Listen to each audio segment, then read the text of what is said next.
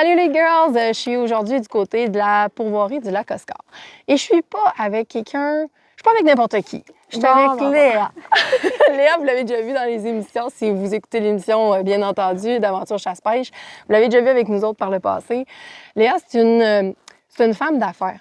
C'est une femme d'affaires qui vit dans le bois, qui embrasse des affaires, elle n'arrête jamais, elle est hyper inspirante. Puis on voulait vous la présenter parce que, pour moi du moins, pour avoir rencontré Léa, elle a fait une grosse différence dans ma façon de voir les choses, dans la façon de gérer des territoires fauniques aussi grands que le sien.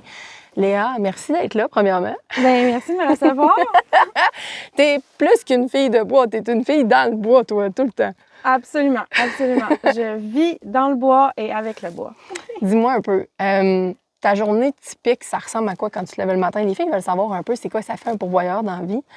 Tu sais, oui, tu es la directrice générale de la pourvoirie, mais je veux dire, ta journée, elle doit pas être... Tu dois pas avoir de journée standard, on s'entend, là? Non, c'est jamais pareil, c'est jamais pareil. La seule chose qui se ressemble, ben, c'est que je me lève, je prends mon café. Après ça, ben, je vais voir les employés, on planifie la journée.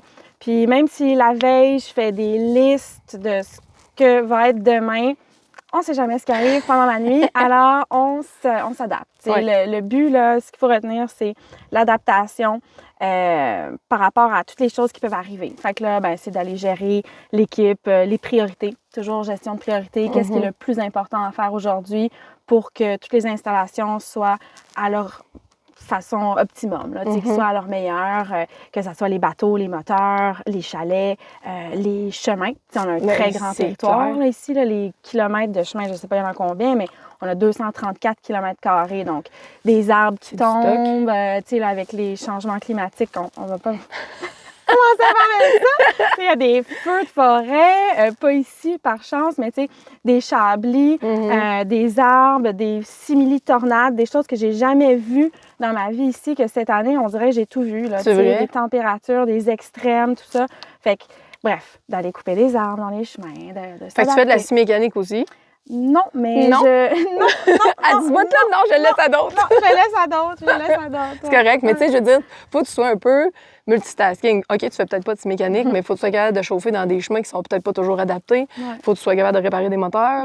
Ça fait partie de ta job aussi. Absolument, j'ai appris ça cette année, puis je suis vraiment fière de réparer des moteurs. Des fois, je suis en talon, puis là, un monsieur qui me dit « Bon, Léa, là, j'ai un problème de moteur, as-tu un mécanicien ici? » Puis là, je dis « Oui, pas de problème. » Là, je m'en vais chercher des outils, puis là « Non, mais non. » Mais pas toi! Pas toi! Son moteur fonctionne! C'est correct, ça. Mais moi, c'est ce que j'aime, c'est de te voir aller. Tu sais, je veux dire, t'es pas une gestionnaire standard dans le sens où, tu sais, c'est souvent en couple qui font ça.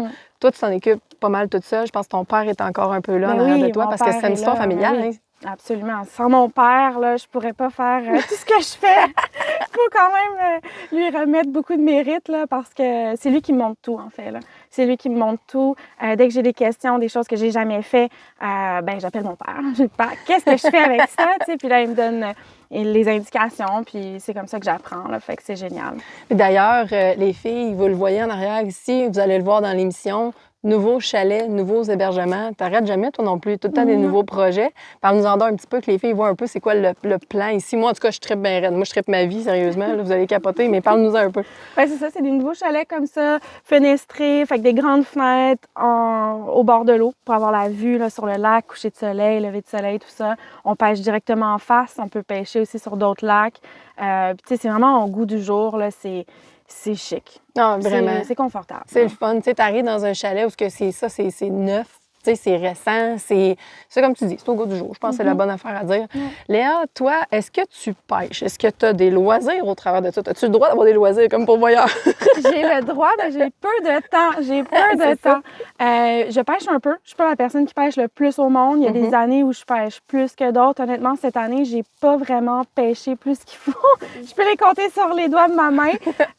Mais ça a été une super grosse année là, avec les constructions des nouveaux chalets, tout ça.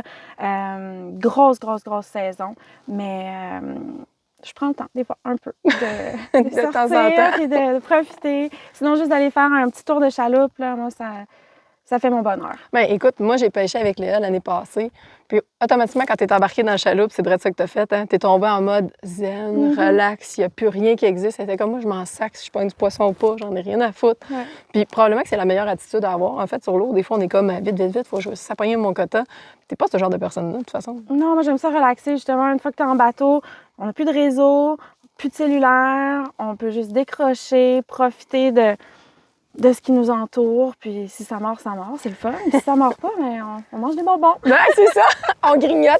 Elle grignote tout le temps d'une chaloupe, non-stop. C'est l'enfer.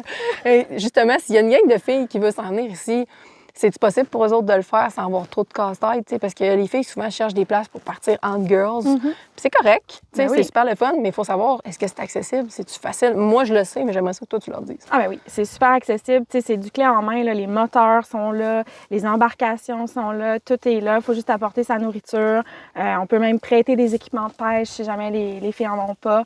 Des petits coffres de pêche de base aussi. Puis on est vraiment là pour... Parce qu'il y a quand même un multi-espèces. On peut faire 4 espèces. Ouais. Truite grise, truite mouchetée, dorée, brochet. Fait que, tu sais, si jamais quelqu'un n'a pas d'expérience dans une espèce, ben, on est là pour les conseiller. C'est leur dire où, comment, avec quoi. C'est super simple. Puis c'est une belle place pour un trip de filles, puisqu'on en a plusieurs là, qui viennent à chaque année. Là, juste une gang de 4, 5, 6 filles. Là, puis se faire un trip, un week-end, c'est le fun. Bon, ça y est, les filles, je pense qu'il va falloir qu'on refasse de quoi ici. On n'aura pas le choix. On va regarder avec Léa, voir quand est-ce qu'il y a de la place, parce que t'es quand même prisée comme pourvoirie. T'es booké pas mal. Ça se réserve vite. Ouais, faut se prendre d'avance. Mais là, avec les nouveaux chalets, c'est sûr qu'il y a plus de possibilités de réservation. Fait que... C'est beau, j'ai compris. Je te rappelle la semaine d'après. Hey, merci Léa. Puis les filles, n'hésitez pas. Léa, normalement, elle est là aussi dans les différents salons de la pourvoirie et vice-versa. Allez la voir. C'est le fun d'avoir des femmes comme gestionnaires de territoires fauniques comme ça. Fait que n'hésitez pas à aller les voir, poser des questions.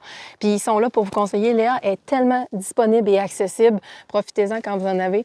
Fait que Léa, on se revoit bientôt sur un lac près de chez vous. Ben oui. Merci, Kate.